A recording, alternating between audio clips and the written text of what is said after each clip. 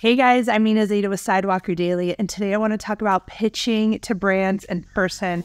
This is something that I personally am just so passionate about because as much as we all love digital pitches, online DM, emailing, there is nothing, repeat, nothing like in-person networking.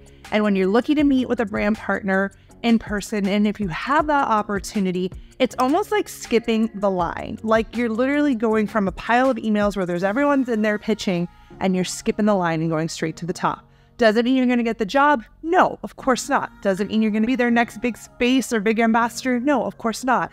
But it's giving you an opportunity, one that is so much better than if you were doing it, in email pitches. And I have an entire program all about pitching to brands, and I love doing email pitches.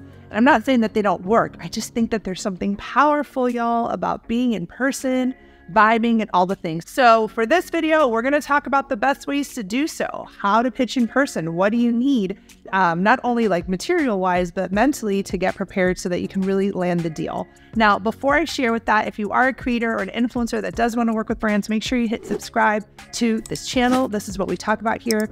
I started off on the brand side. I have a community of over 140,000 creators and influencers, so we are knee-deep in all things brand deals, partnerships. I have seen what creators are making working with brands, and I know that it is the future. The creator economy is booming. Pitching is only going up.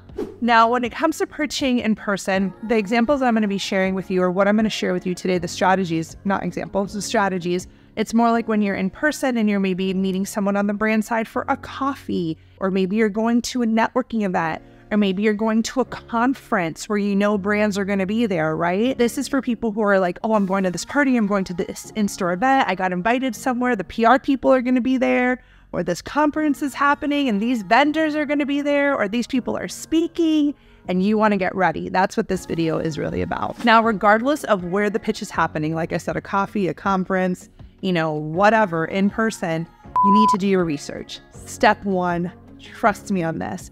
I've had creators who go to conferences, and before they go, they will literally research all the vendors that are going to be there, or all the conference speakers, and they research them. They go on their LinkedIn, they go on their company page, so that way when they meet with this person, they can say, oh, I saw recently on LinkedIn you talked about this, or I saw recently that your company did this. Like, you have a point of interest. You have something to share to humanize that first in-person meeting, right? Because you don't just want to kind of come off as like a stranger, because that's literally what you are. You want to come off as someone who's also doing their research and took the time to research this person.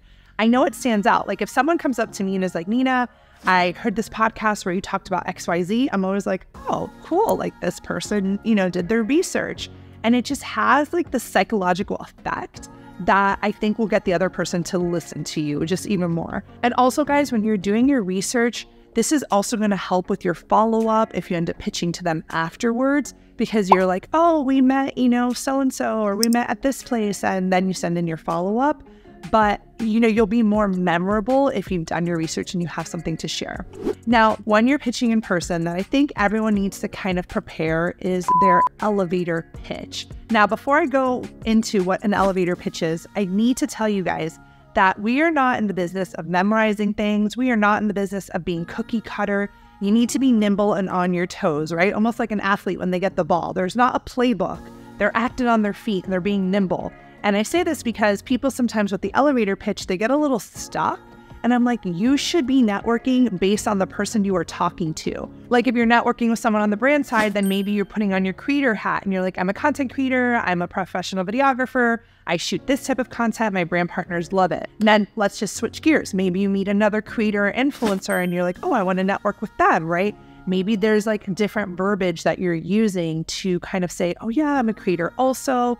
So that's why when we talk about the elevator pitch, I want you guys to remember that this is something moldable, that it's not a copy paste or something that you should be memorizing, but just more of a framework to help keep in mind. Now, when you prepare your elevator pitch, obviously you need to be able to introduce yourself. And it's funny because I've gotten on calls with creators in my program and I'm like, introduce yourself. And they're like, because I know you guys are so multifaceted and you can do so many things, but you really need to be able to say, who you are and very directly what you do, right? Think about who you're talking to, right? So let's just say your day job is a nurse, but you're talking to a brand about shooting content for them and your content is all fashion oriented. They don't need to know that your day job is a nurse in that introduction, right? You may just say, I'm a content creator that focuses on creating fashion content for my audience of over 3,000 fashion lovers.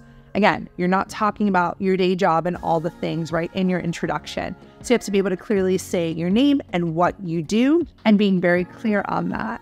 Also, the second step outside of just introducing yourself is creating a connection. And that's why the research is so important, because when you can create a connection with someone, it just makes you so much more likable and relatable and warm and friendly. And those are psychological things that really influence whether or not people want to do business with you. There's this theory about, how the importance of being warm is in working with clients, right? Being a warm, friendly individual versus really smart and good at what you do.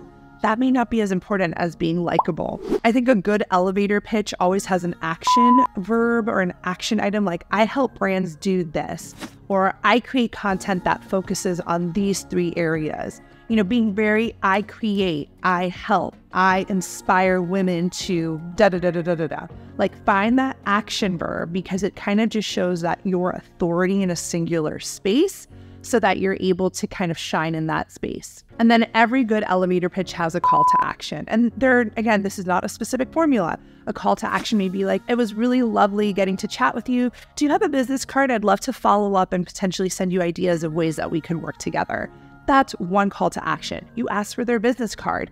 Or maybe your call to action is, you want to set up a call next week to go over things. Or maybe your call to action is a little bit more blunt and you're asking them, I'd love to learn about different ways that you work with creators and potentially send over a proposal with some ideas I have on how we could potentially work together. So again, closing out that conversation is also important, but not just being like, bye, see you. Let them know you'll be following up. Let them know that you're going to be sending them an email with, maybe whatever ideas, your media kit, all that good stuff.